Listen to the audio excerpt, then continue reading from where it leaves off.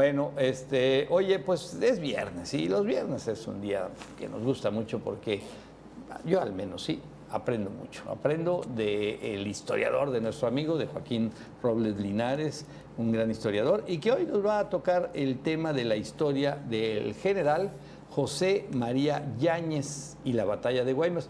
Es que todo el mundo, ¿dónde está? Es en la Yáñez. El panteón de la Yáñez. Y das vuelta en la Yáñez a la izquierda y ahí te vas hasta no sé dónde. Déjame corregirte, estás hablando como veracruzano. ¿Por qué? Aquí decimos Ñañez. La Ñañez, la Ñañez, la Ñañez.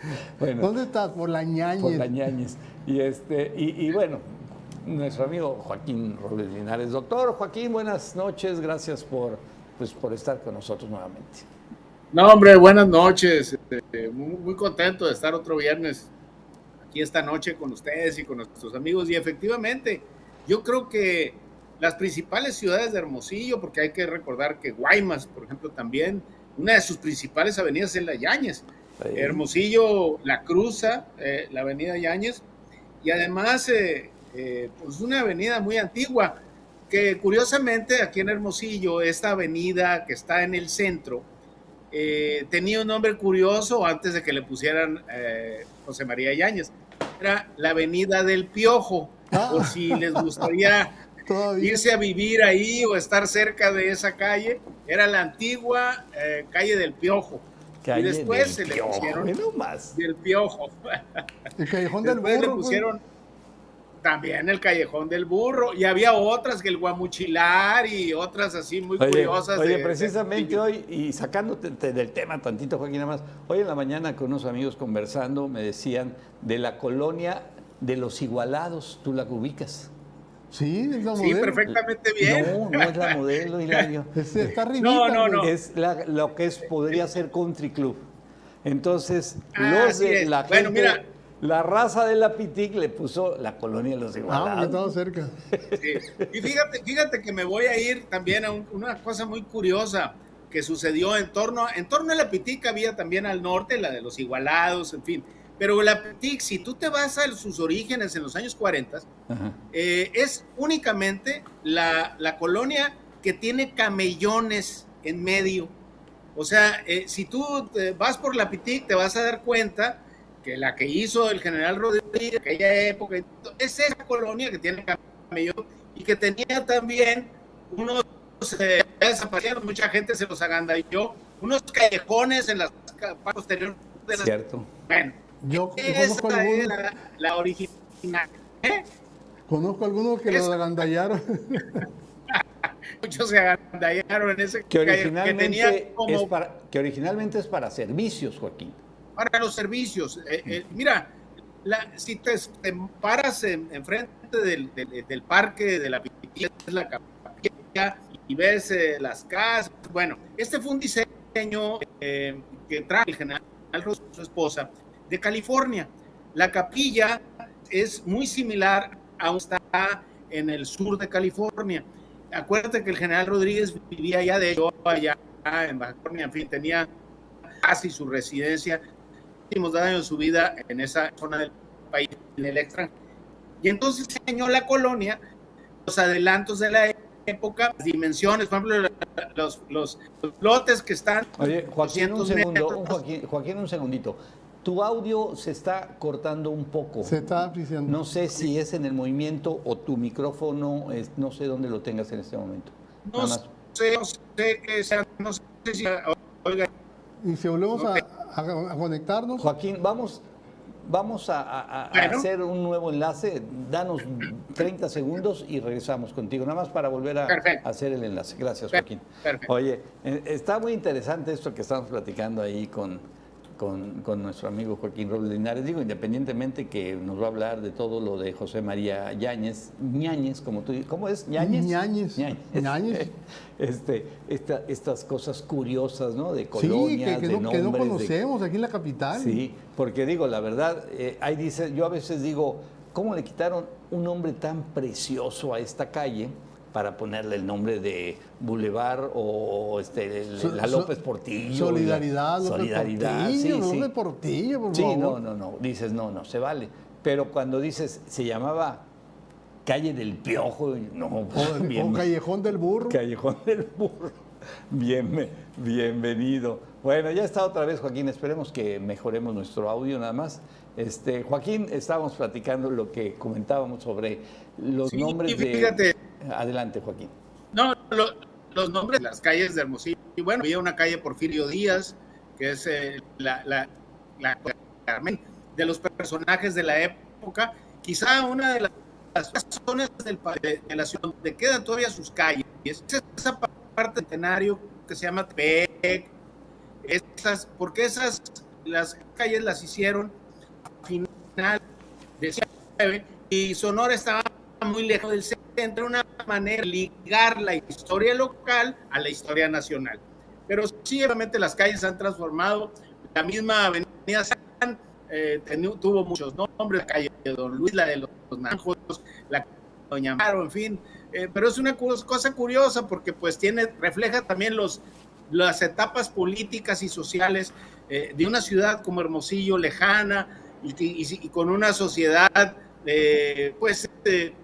típicamente de frontera, tenía mucha comunicación y centro, y lo suyo era el norte. Bueno, para regresar un poco al que queríamos platicar, hoy fíjate que es el aniversario luctuoso del general José María Yáñez. Como decía al principio, yo creo que no hay una ciudad en Sonora importante que no tenga dentro de su nomenclatura a este personaje, así como Hermosillo, una parte central tiene la Yáñez Guaymas, tiene una calle también muy importante y evidentemente en el honor de este general.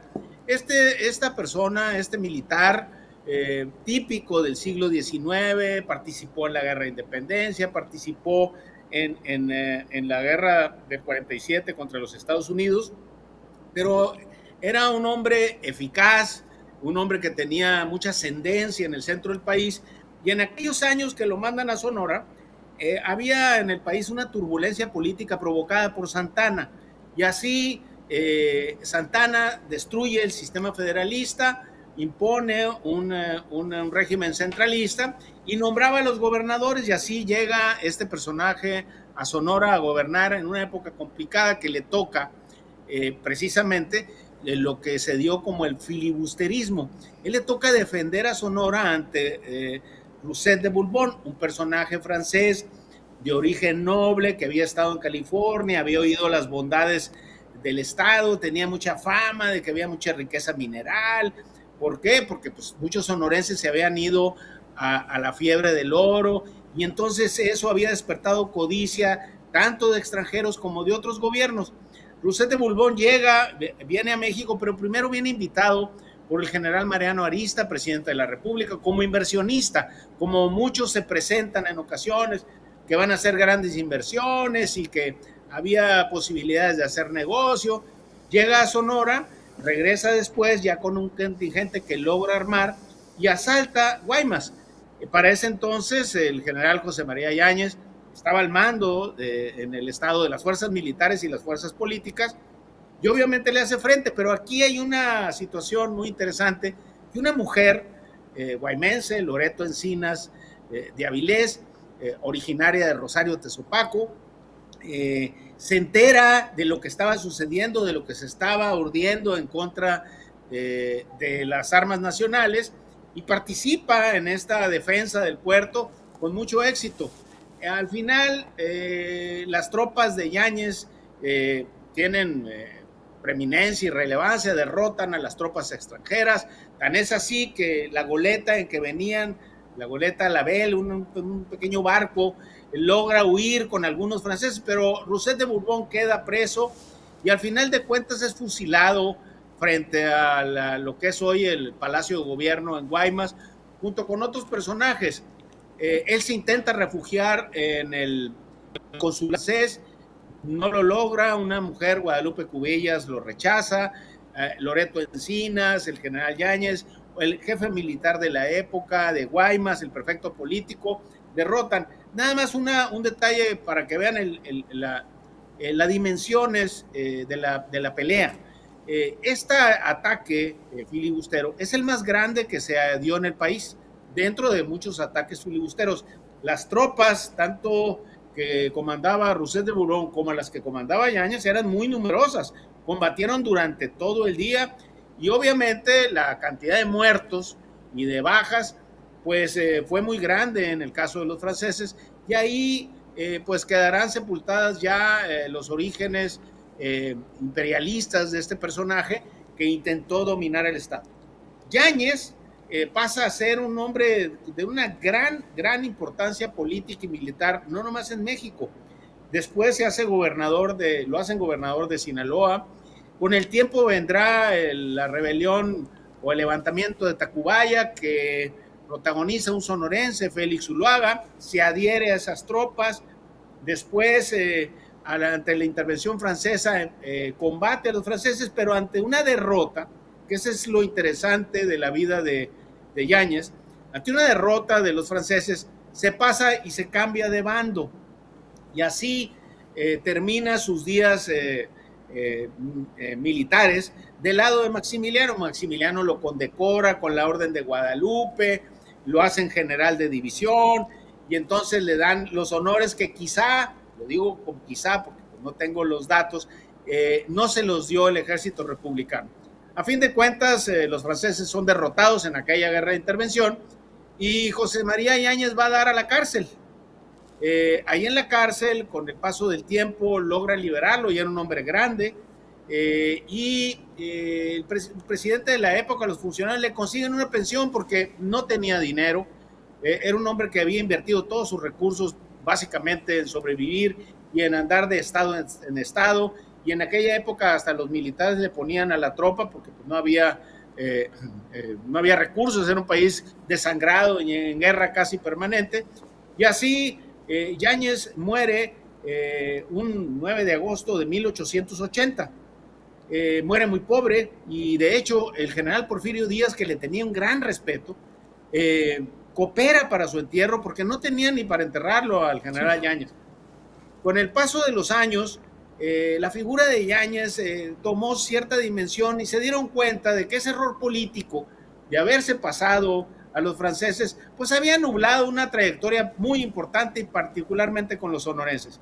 Se le hacen honores, se recupera su memoria, pero en 1919, estando Plutarco Elías Calles al mando en Sonora, logra traer sus restos, los de su esposa también, y los sepultan en Guaymas y le hacen los honores correspondientes y prácticamente se borra ese final medio triste que tuvo el general Yáñez, pero que a fin de cuentas da una idea de que los hombres a veces no tienen una trayectoria lineal, no todos son puros, no todos son grandiosos ni extraordinarios, cometen sus errores, pero a fin de cuentas en lo que es el lapso de una vida y en el recuento de esa vida, pues valen más sus aciertos y obviamente sus actos patrióticos.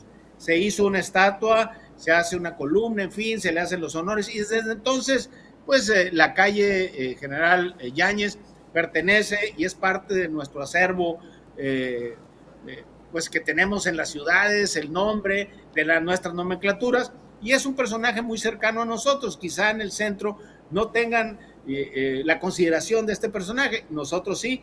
¿Por qué? Porque fue un personaje central del medio siglo XIX tan importante que además su ejemplo de patriotismo hasta la fecha se conmemora. Un detalle para terminar de Loreto Encinas de Avilés: en 1865 esta señora, que evidentemente se había entregado a la defensa de la patria, había perdido un hijo en esa situación, viene la intervención francesa y ella se presenta con 3 hijos más a la jefatura militar y les dice: yo perdí un hijo en aquella refriega contra los extranjeros, pero aquí tengo 3 más para que le van a entrar sin ningún problema. Por eso también los personajes civiles y tan valientes como esta mujer pertenecen también en la memoria de los sonorenses. Oye, Joaquín, se acaba de hace algún tiempo escribió recientemente una novela, ¿no?, sobre el ataque a los filibusteros, y ahí narra la anécdota de que cuando están haciendo el complot para atacar al siguiente día, que están, y como la mayoría de los sonorenses que estaban complotados con los franceses no sabían francés, tienen que hablar en español, y la criada, que era muy amiga de la doña Loreto, escucha todo el plan y va y les chismea, y doña Loreto inmediatamente se moviliza, y por eso los estaban esperando. Si los hubieran tomado por sorpresa como esperaban, hubieran cambiado el resultado.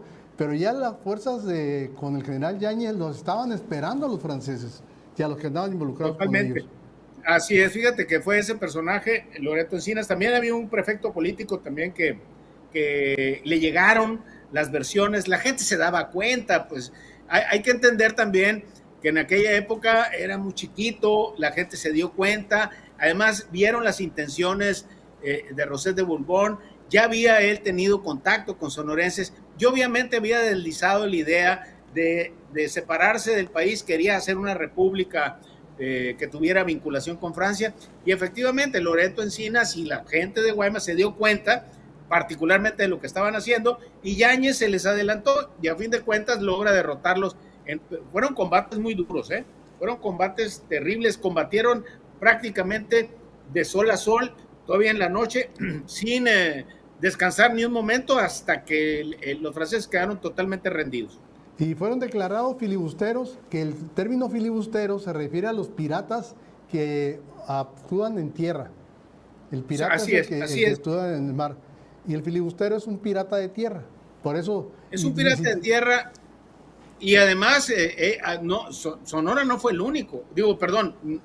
Roset de Borbón no fue el único. Sonora es el estado que tuvo más ataques de filibusteros durante todo el siglo XIX, pero fue uno tras otro.